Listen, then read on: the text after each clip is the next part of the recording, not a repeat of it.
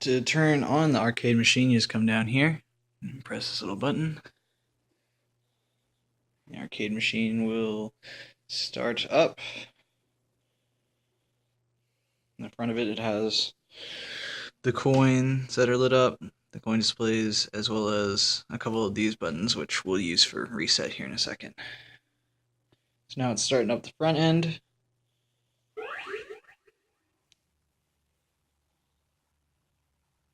Okay. So now you get to select what machine that you want to actually play with here. So you can go through, we have different ones set up already. Let's just select, I guess, something that these the Nebula and Coax, they are for your actual arcade machine games. Alright, let's do some Nintendo 64.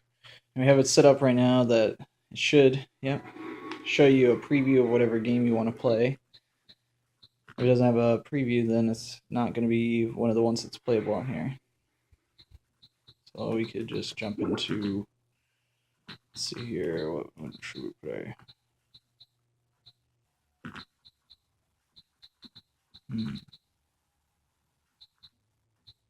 Everyone always wants to play GoldenEye.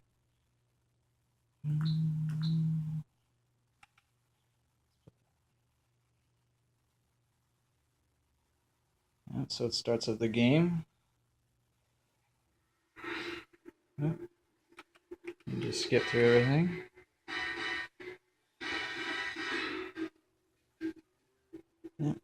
And you can actually use the joystick here. You can see it moving around. And you select what you want, and you can go in and do this.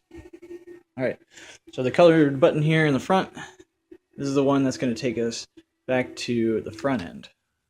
Push that. That, and here we are, back at the front end. So then all you have to do to get back to the systems is you hit the red button, and it goes back to your systems list.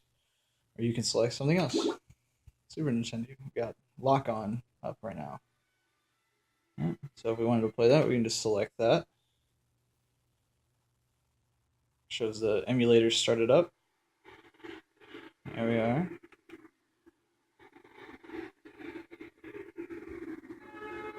So it looks like this is the start button.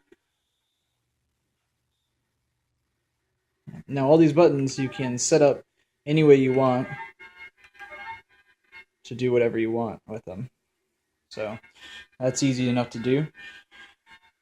Let's go back to the front end.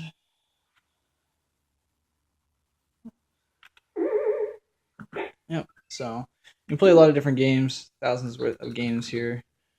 You can play different ones. And it's 4 players, so you can see each control panel has its way set up. You can see I also have a couple little stools that I'm going to include with the arcade machine. Yeah.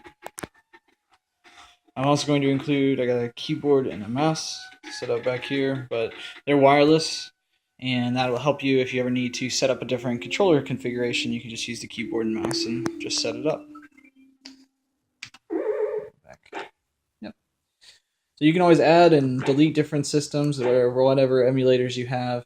It's completely configurable with whatever you want.